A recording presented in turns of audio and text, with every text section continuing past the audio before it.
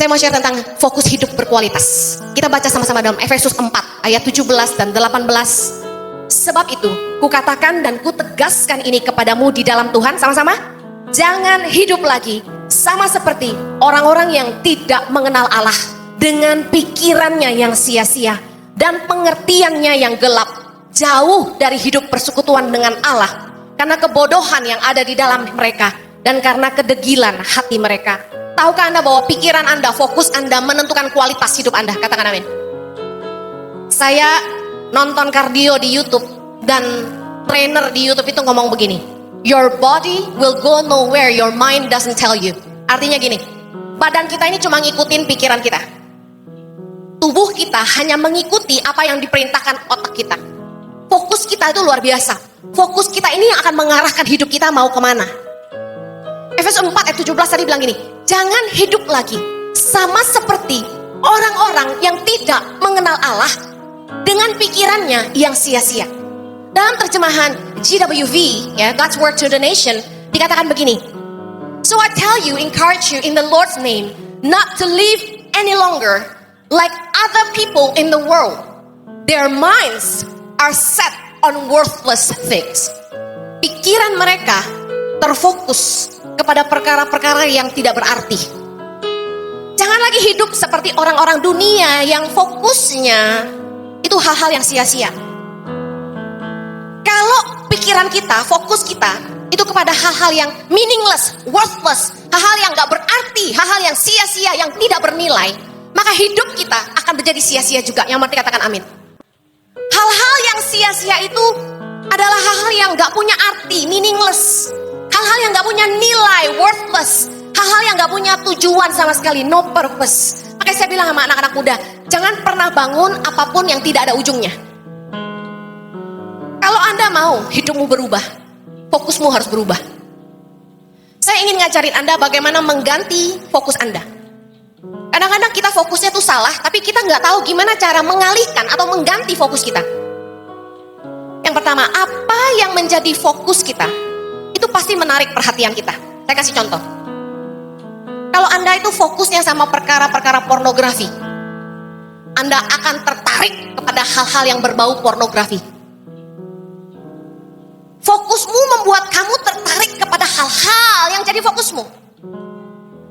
Our focus bring things to our attention. Apa yang jadi fokus kita membuat hal-hal yang tadinya tuh nggak pernah kelihatan jadi kelihatan. Hal-hal yang sebelumnya tidak pernah menarik perhatian kita jadi menarik perhatian kita. Contoh gini, Anda tahu bahwa ada sebuah ritme atau algoritma di dalam sosial media atau apps seperti YouTube dan Netflix yang akan memunculkan tontonan-tontonan atau akun-akun yang kerap kali kita lihat. Algoritmanya akan sama. Contoh, kalau Anda senang nonton khotbah, tiba-tiba banyak banget khotbah pendeta-pendeta yang muncul di beranda Anda. Yang paham katakan amin. Begitu Anda nonton Netflix, kalau Anda senang nonton film action, Netflix akan selalu memunculkan suggestion film-film yang berbau action.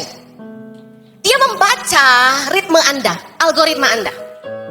Ketika saya mulai sering nge-like akun IG yang ngajarin saya bagaimana mengecilkan perut, muncullah akun-akun yang tiba-tiba ngajarin berbagai jurus mengecilkan perut. Yang paham katakan amin. Tiba-tiba kalau kita sering nonton, kita sering like, dia muncul tuh. Waktu pandemi, tiba-tiba tuh gara-gara tugas sekolah anak mesti menunjukkan hewan ternak. Nah, di rumah kami gak punya ternak, gak punya binatang peliharaan. Tapi karena tugas sekolah, saya bilang gini, udah paling gampang beli burung aja. Habis kita kerjain PR-nya, burungnya kita kasih orang. Kita belilah ke pasar burung, ya kan? Setelah kita beli ke pasar burung, saya perhatikan, ih lucu ya, kok warna-warni. Lovebirds tuh loh, ada kuning, ada biru, ada hijau, ada yang namanya Batman, do you know? Hitam warnanya, hitam putih, abu-abu. Ada yang namanya red eyes, bulunya putih, matanya merah. Bayangin sampai hafal saya. Tadinya gak pernah piara burung, tapi ketika saya fokus, saya harus beliin burung buat anak saya karena dia punya tugas sekolah. Jadi saya mulai memperhatikan burung-burung ini. Kemudian saya mulai cari di Tokopedia dan Shopee, pedagang-pedagang burung. Saya mulai jadi fokus ke sana dan muncullah di beranda-beranda saya gambar-gambar berbagai jenis burung lovebird, saudara. Nah, aneh sekali.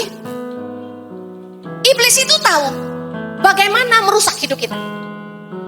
Dia akan alihkan fokus kita kepada perkara-perkara duniawi, sehingga kita jadi kayak ketagihan untuk lihat terus. Saya kasih tahu, dosa itu menarik. Segala sesuatu yang berbau dosa itu sangat menarik buat kita. Katakan amin. Kok pelan? Karena memang menarik. Iblis tahu apa yang menarik kamu supaya kamu jatuh. Nah, makanya hati-hati dengan fokusmu. Hati-hati dengan pilihan tontonanmu. Hati-hati kamu follow akun IG siapa. Ada seorang bapak-bapak yang saya kenal, duda. Hobinya nge-like foto perempuan seksi di sosial media. Guess what? Tiba-tiba, apa itu istilahnya di Instagram tuh loh, yang kalau tiba-tiba muncul akun-akun IG-nya orang, dia sering nonton apa, dan karena kita follow dia jadi muncul juga di beranda itu. Apalah, Anda tahulah, ya kan? Tiba-tiba, loh, kok ada foto-foto cewek seksi nih di beranda IG saya bingung. Aku kan nggak follow. Terus saya dikasih tahu, yang kamu follow mereka. Hah, kaget saya. Saya perhatikan, siapa ini yang nge-like? Nah, yang kita follow pasti namanya muncul di likes. Yang mengerti bilang heeh. Yang nggak paham nanti pulang belajar sama anaknya, ya. Saya lihat, orang ini toh. Saya lihat lagi, orang ini toh. Tiap kali ada foto cewek seksi, dia duluan yang like. Anda kalau mau hidupmu berkualitas, fokusmu harus berkualitas. Katakan amin. Siapa yang kamu follow, akun apa yang kamu like, film apa yang kamu nonton, menentukan kualitas otakmu dan kualitas hidupmu.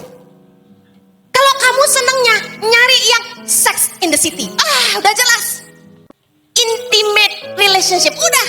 Yang kayak gitu-gitu, kita udah lihat. Fotonya ciuman, kayaknya menarik. Lihat kanan, lihat kiri. Anda nonton sekali, fokusmu mulai ke sana. Besok kamu nonton Netflix, kamu akan cari lagi yang, lagi ciuman. Nah, ini cocok. Terus fokusmu ke situ. Hati-hati dengan fokusmu.